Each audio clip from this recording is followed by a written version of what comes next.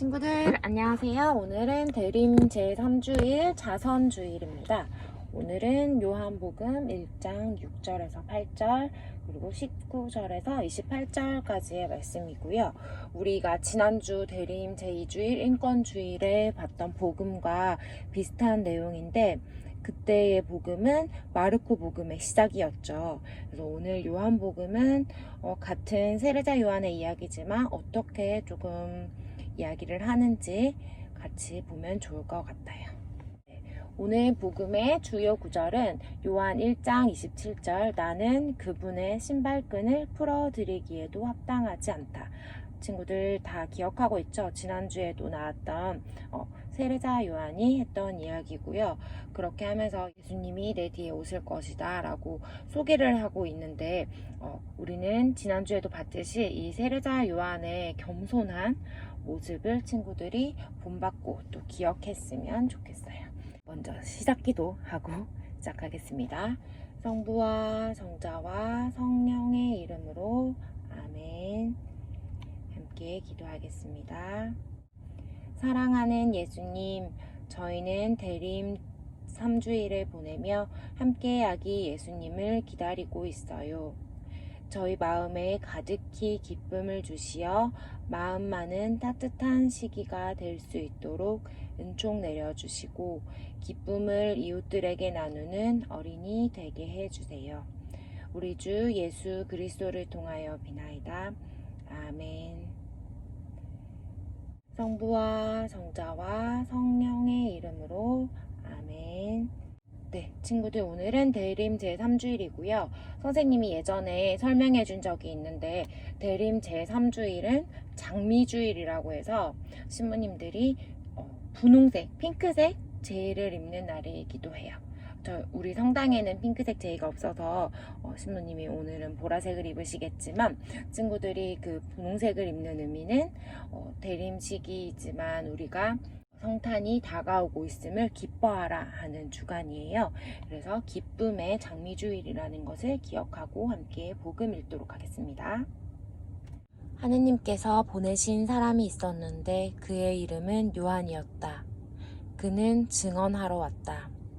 빛을 증언하여 자기를 통해 모든 사람이 믿게 하려는 것이었다. 그 사람은 빛이 아니었다. 빛을 증언하러 왔을 따름이다. 네, 우리 지난주 복음에서는 없던 이야기가 빛을 증언하러 왔다 하는 이야기가 추가되었어요. 요한은 하느님께서 보내신 사람이고 그리고 스스로가 빛이 아니라 빛을 증언하러 왔다고 합니다. 그 빛이 무엇인지 같이 한번 볼게요. 네, 같이 읽겠습니다.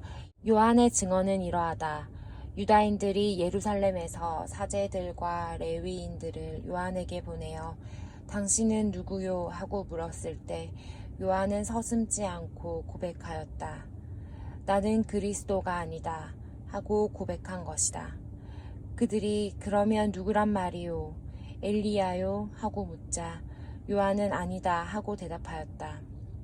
그러면 그 예언자요? 하고 물어도 다시 아니다 하고 대답하였다. 네, 사람들은 세례자 요한을 보고 처음에 이분이 예수 그리스도가 아닐까라고 예언자가 아닐까라고 생각을 하고 있었어요. 그런데 세례자 요한은 내가 그 예언자 맞아요. 내가 예수 그리스도예요. 라고 말할 수도 있었겠지만 거짓말을 하고 인기를 누리고 이렇게 예수님인 척을 할 수도 있었겠지만 사실대로 이야기를 하죠.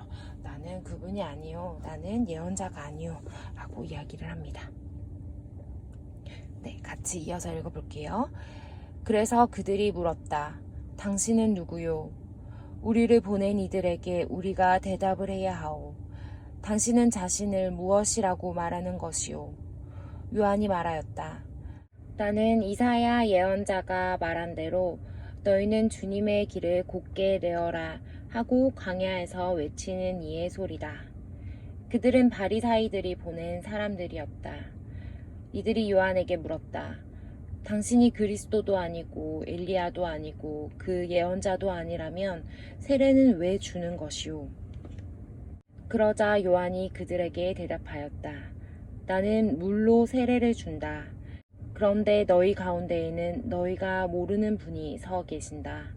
내 뒤에 오시는 분이신데 나는 그분의 신발끈을 풀어 드리기에도 합당하지 않다. 이는 요한이 세례를 주던 요르단강 건너편 베타니아에서 일어난 일이다. 네, 오늘 복음은 대림 2주일 복음의 반복이라고 볼 수 있겠죠. 그만큼 중요하니까 이 이야기를 또 하고 있는데요. 뒤에 부분은 요한 복음과 마르코 복음이 비슷하다고 했고, 선생님이 아까 이야기했던 것처럼 7절에 빛을 증언하여 자기를 통하여 오는 모든 사람이 믿게 하려는 것이다 라는 말씀을 친구들이 더 기억하면 좋을 것 같아요.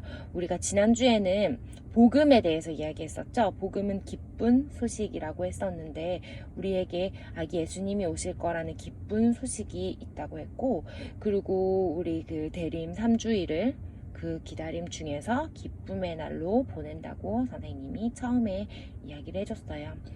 그리고 이 기쁨은 우리가 나 혼자서 기뻐야지 라고 하는 것이 아니라, 이 기쁨은 모두가 함께 나눌수록 더욱 기쁠 수 있고, 우리가 할 수 있는 방법으로 이웃들을 도와주고 이웃에게 나누고, 오늘이 자선주일이라고 했죠. 그런 자선을 행하는 것이 이 기쁨의 대림 3주일을 보내는 방법이에요. 그래서 우리 친구들이 그런 의미를 기억하면서 예수님의 설레는 마음으로, 기쁜 마음으로 기다릴 수 있으면 좋겠어요. 네, 그러면 복음 퀴즈를 한번 풀어보겠습니다. 1번, 오늘 복음 말씀 속 상황은 어디에서 일어났을까요? 아까 마지막 부분에 장소에 대한 이야기가 나왔었죠?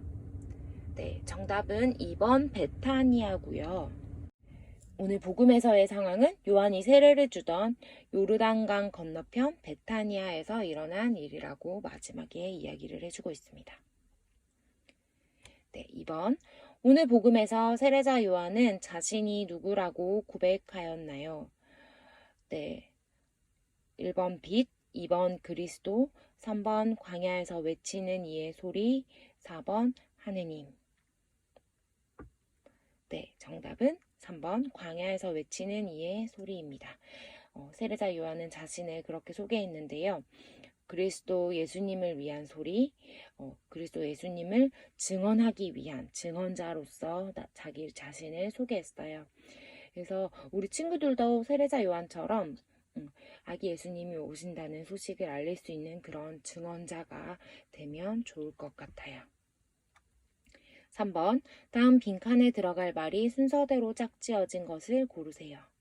당신이 그리스도도 아니고 땡땡땡도 아니고 그 땡땡땡도 아니라면 세례는 왜 주는 것이요? 선생님이 힌트를 준 것처럼 세 글자인데요. 앞에 네모는 엘리야도 아니고 그 예언자도 아니라면 정답은 4번입니다. 사람들은 세례자 요한이 왜 이런 행동을 하는지 궁금해했어요. 도대체 세례자 요한이 누구길래 죄를 용서하는 세례를 주는 건지. 그래서 사람들은 요한이 평범한 사람이 아니라 엘리야나 예언자 같은 특별한 인물이 아닐까라고 생각해서 계속 물어보고, 그러면 왜 세례를 주는 것이요? 라고 질문했었죠. 네, 4번. 다음은 이사야 예언자의 말씀입니다. 빈칸에 알맞은 단어를 적어주세요. 주관식입니다. 너희는 주님의 땡을 곧게 내어라. 네, 우리 지난주에도 나왔었는데 정답은 길이겠죠. 친구들이 길을 가다가 지금 여기 중문성당 앞에도 막 길에 공사를 하고 있는데 그렇게 막 울퉁불퉁한 공사하는 모습을 본 적이 있죠. 그러면 우리 친구들이 부모님이 운전을 하실 때 그 공사하는 부분을 피해서 가야 되고, 차들이 많을 때는 다니기가 힘들고 기다려야 되고 위험하기도 하고, 사람들이 공사하는 사람들이 있기 때문에 위험하기도 하겠죠.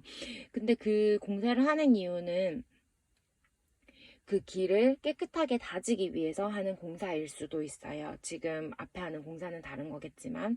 그래서 때로는 우리가 울퉁불퉁한 길을 똑바로 만들기 위해서 공사를 하기도 하는데, 그런 이사야 예언자가 말한 것처럼 세례자 요한은 우리가 하느님으로부터 멀어지고 죄를 지어서 하느님과 다른 방향으로 걸어가고 있고 할 때에 그것을 다시 블록을 다지고 다시 길을 깨끗하게 닦는, 그래서 불편해지지 않고 편하게 그 길을 올바로 갈 수 있도록 길을 닦아주고 이쪽 길이다라고 안내해주는 역할을 하는 것이 세례자 요한입니다.